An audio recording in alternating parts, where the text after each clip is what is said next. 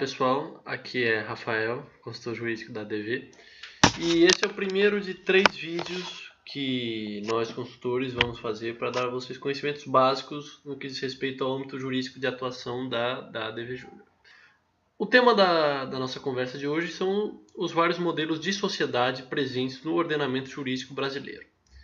Deve salientar que é um erro muito comum quando nós somos leigos ou quando ainda estamos no começo do curso, ainda não pegamos Civil 1 e esse tipo de matéria, que nem toda a sociedade consiste em uma empresa. Geralmente fala, eu quero abrir uma empresa, mas nem toda a sociedade tem caráter empresarial. Isso é muito importante ressaltar porque vai ser fundamental para a nossa divisão de modelos. Muitos clientes nossos costumam cometer esse equívoco. Eu quero abrir uma empresa, como é que eu faço? É bom você já dar esse direcionamento inicial que não pode não se tratar necessariamente de uma empresa. Muitas vezes mas em alguns casos não.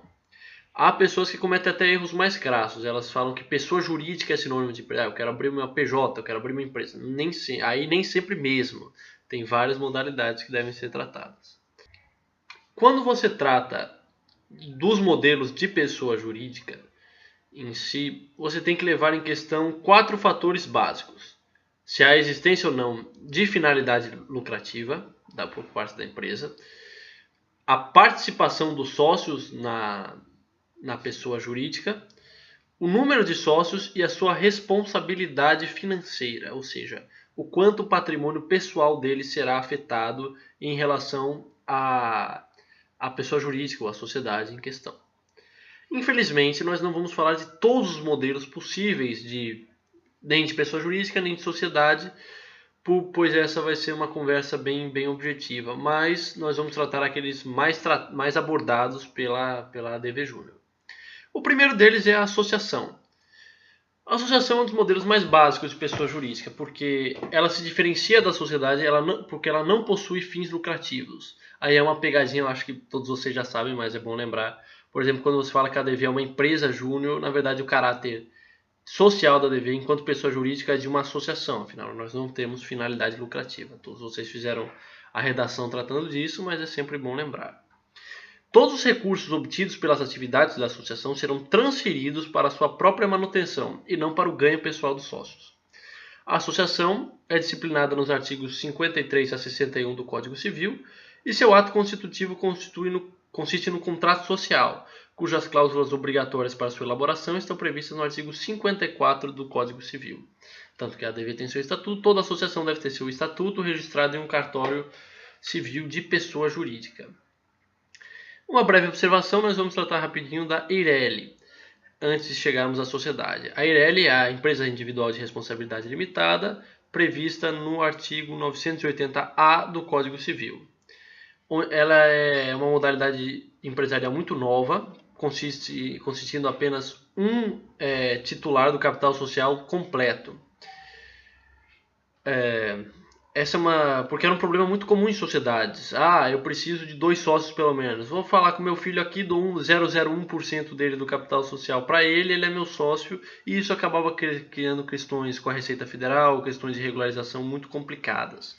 A EIRELI reduz esse problema e é uma boa opção para aqueles que querem obter personalidade jurídica para os seus negócios individuais. Eu tenho o meu negócio aqui, eu quero obter uma CNPJ, não tenho interesse em sócios, vou abrir uma EIRELI. A responsabilidade, como o próprio nome sugere, do empreendedor, do patrimônio pessoal do empreendedor será limitada. Isso eu vou abordar melhor quando nós tratarmos de sociedade limitada. Mas deve ressaltar, sempre que você for sugerir a EIRELI para um cliente, você deve ressaltar que ela tem uma questão diferencial. Para você abrir uma EIRELI, você tem que comprovar que o capital social mínimo dela será de 100 salários mínimos. Essa é uma quantia consideravelmente alta, especialmente considerando que nossos clientes não têm um nível social tão alto assim. Então essa é uma questão a se considerar. Obviamente tem vantagens, mas também tem essa desvantagem. Antes de nós tratarmos da sociedade empresária, vamos falar primeiro da sociedade simples, cuja característica mais marcante é a pessoalidade. Porque na sociedade simples, os sócios são voltados para o exercício direto da profissão. ela está prevista entre os artigos 997 e 1038 do Código Civil Brasileiro. É muito importante vocês conhecerem bem a sociedade simples, porque muitas questões que estão nela vão disciplinar também a sociedade empresária. A questão do contrato social, a questão da possibilidade de organismos de gestão, tais como um conselho fiscal, a nomeação de administrador, tudo isso está presente na sociedade simples e também é aplicado, guardadas as suas devidas proporções, às sociedades empresárias. Né? A sociedade simples visa o lucro, é uma sociedade, então já tem essa diferença em relação à associação. Porém, ela é marcada pelo investimento dos sócios não apenas em capital, mas em trabalho, pois todas as funções operacionais e de gestão do negócio serão geridas pelos sócios. É chamados empreendimentos personalíssimos. Por exemplo, eu quero abrir com a minha família um restaurante. Meu filho vai ser o garçom, eu vou ser o cozinheiro, minha esposa vai cuidar do caixa e meu sobrinho vai ser o faxineiro. Entendeu? Fica tudo não é necessariamente em família, mas é tudo entre os próprios sócios, cada um com uma parcela do capital. Nós não contratamos funcionários externos, nós não abrimos para futuros... Pode até abrir, mas o comum é que não abra para futuros investidores e por aí vai. Mas deve ressaltar também que caso o contrato social assim especifique, a responsabilidade do capital social também pode ser limitada, tal como a sociedade empresarial limitada, que é o que nós vamos falar posteriormente. Você pode delimitar também que a responsabilidade não seja limitada, que seja mista. Isso tudo um contrato social de uma sociedade simples também pode estipular. Mas é muito comum, é muito raro que a sociedade simples não se refira ao âmbito de serviços. Como eu falei, restaurantes, questões de serviços de informação, de troca de bens, de conserto, geralmente são sociedades simples. Agora vamos à sociedade empresária. A sociedade empresária é pautada pelo investimento de capital por parte dos sócios. Eles podem até realizar certas funções operacionais, porém eles contratam terceiros para realizarem suas funções regulares. Ou seja, eles estarão mais voltados às atividades de gestão, né? Porém, é importante ressaltar que todas as modalidades de sociedade empresária, eu vou tratar de algumas delas aqui, todas elas serão regidas pelo contrato social, cada quais com suas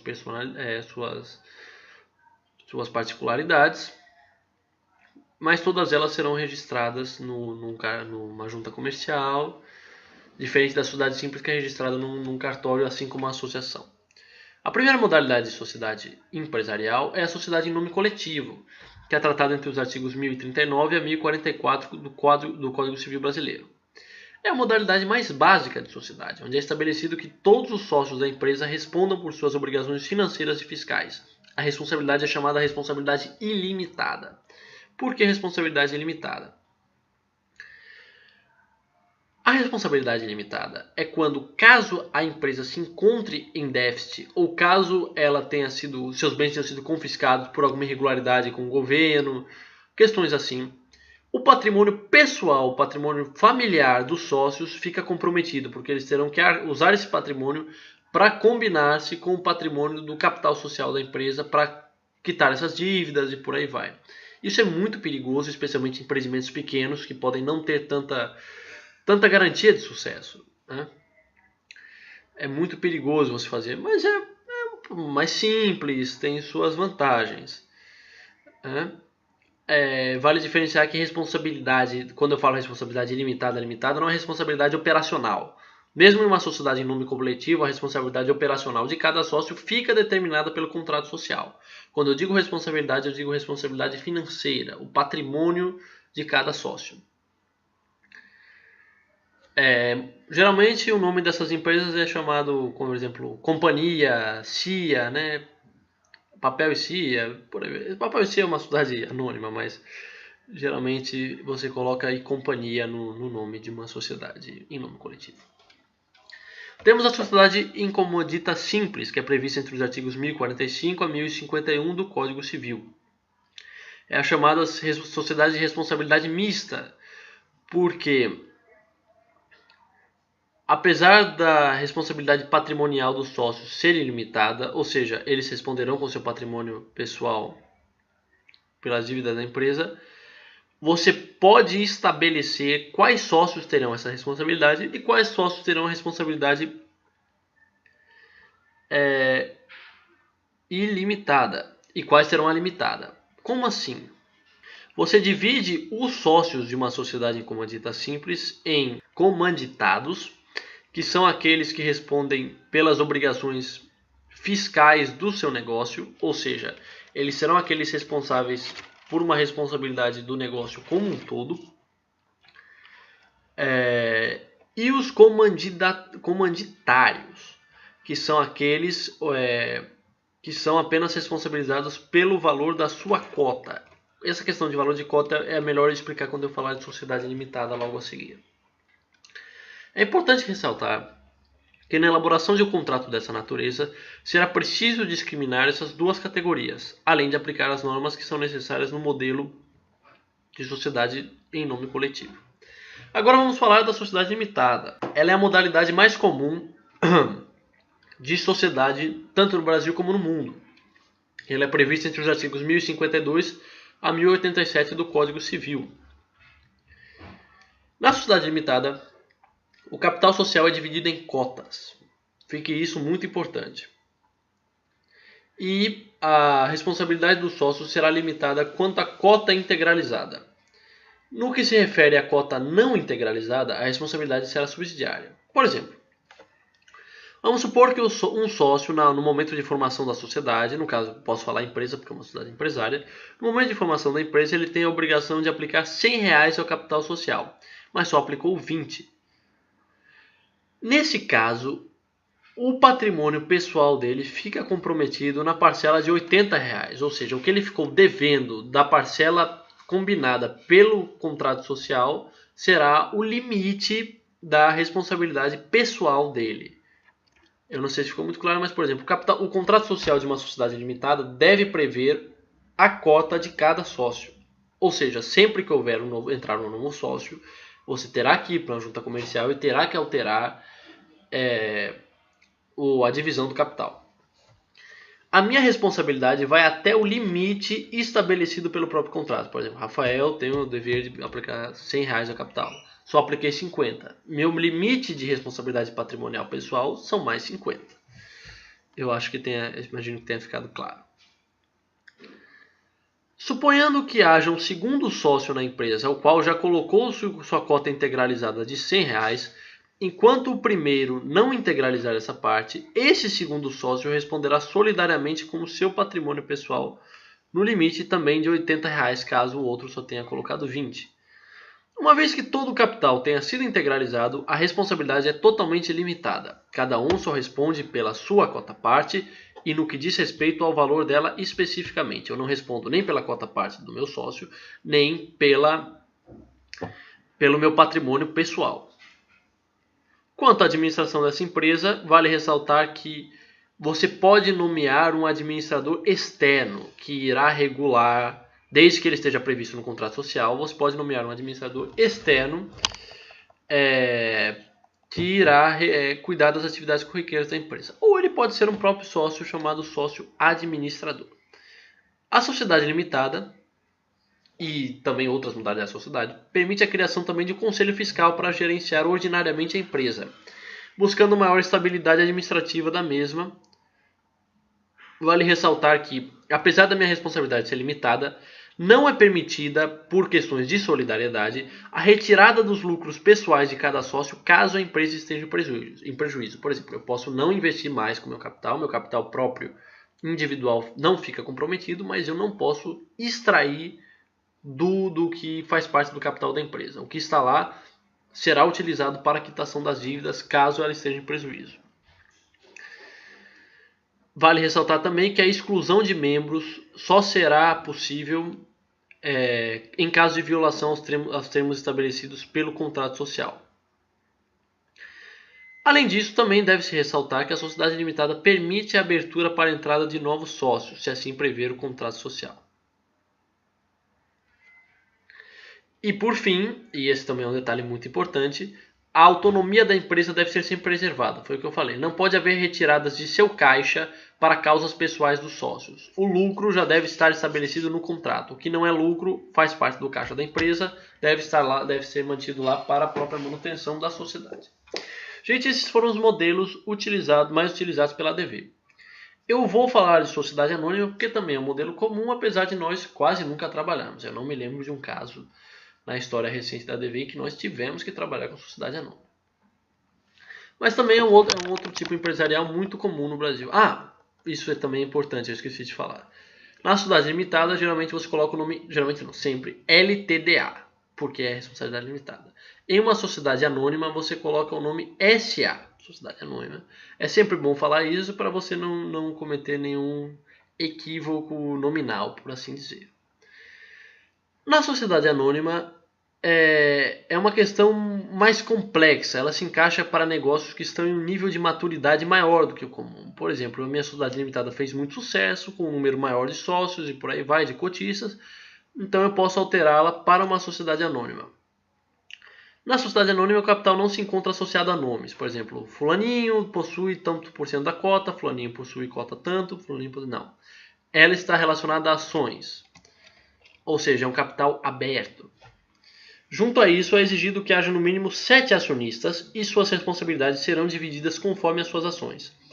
Podemos dizer ainda que esse modelo de sociedade possui alguns regulamentos, normas e obrigações acessórias mais complexas do que os outros tipos de sociedade. Sendo assim, a sociedade anônima é geralmente usada para grandes corporações, não é muito bem o público-alvo da ADV, infelizmente. Para as empresas que necessitam de maior agilidade gerencial, maior agilidade econômica, na questão da bolsa de valores, na questão de tomadas de decisões, a sociedade anônima acaba sendo a opção mais viável. Você não precisa sempre fazer uma reunião, cada um votar.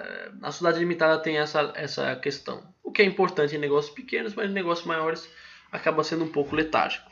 É claro que a sociedade limitada é mais barata. Ela possui um custo-benefício melhor para uma pessoa de realidade social mais simples. A sociedade anônima é quando você quer realmente abrir o capital, obter lucro mais rapidamente. Mas também ressalta-se que não é só porque ela tem ações que o capital será necessariamente aberto. É o comum, mas você pode optar por uma sociedade anônima de capital fechado, que não permite a abertura de ações na bolsa. Bom, gente, esses são os modelos de sociedade. Espero que vocês tenham gostado da nossa conversa. Qualquer dúvida, estamos aí. E boa sorte no programa Trainee e nos outros desafios que virão a seguir. Espero que essa conversa ajude o máximo possível. Até mais.